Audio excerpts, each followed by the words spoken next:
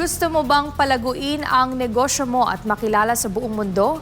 Sa espesyal na workshop ng KPC Importation Services at Alibaba.com, ibinahagi sa mga lokal na negosyante ang mga sikreto para makasabay sa global market. Si Jason Rubrico magbabalita.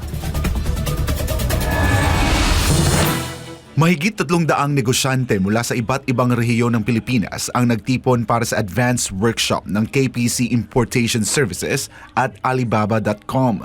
Layunin ng workshop na turuan ang mga lokal na negosyo kung paano palawakin ang kanilang operasyon at makipagsabayan sa pandaigdigang merkado. So noong 2020, during pandemic, sobrang active kami magturo sa mga kababayan natin na nawalan ng work dito sa Philippines, 'di ba? Alam naman natin nagsara lahat, maraming tigil talaga yung mundo nila. So during that time, kami po talaga yung nagturo ng mga taong gusto pong mag-online selling, no? So and papaano po nila mapaparating yung mga products nila from China to Philippines. Ang workshop ay dinaluhan ng mga kilalang eksperto sa negosyo sa loob at labas ng bansa.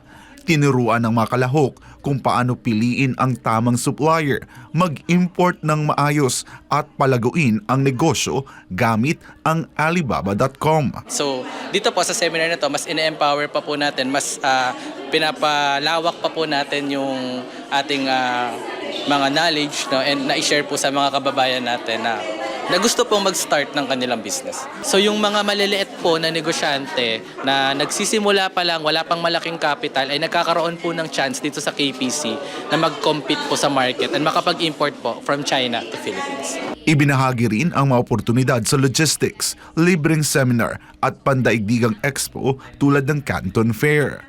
Nagbahagi rin si Ana Magkawas, founder at CEO ng Lux and Wellness Group ng praktikal na payo sa mga negosyante tungkol sa importasyon. Payo niya na subukan muna ang merkado sa maliit na bilang bago mag-order ng maramihan upang maunawaan ang demand at mabawasan ang panganib. Binigyang diin din niya ang kahalagahan ng branding at maayos na packaging upang makilala ang produkto at maging kakaiba sa merkado. So siguro it's also a motivation, an inspiration para dun sa iba na maliliit ngayon na nagsisimula pa lang na wala talagang imposible. Hindi mahirap pa maging global. So tiyaga-tiyaga lang kasi syempre hindi naman siya automatic na once na pinasok mo to, once na dinala mo international yung product mo is automatic yan na magsasucceed.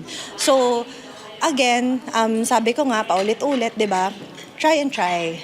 Subok lang. And then kapag nag-fail ka, aralin mo ulit, baka may mali lang. Simula ng itatag, higit 100,000 Filipino entrepreneurs na ang natulungan ng KPC na nagpapatunay sa kanilang posisyon bilang nangungunang forwarder sa bansa. Ang workshop ay patunay din na handa ang mga Pilipino na makipagsabayan sa global business arena.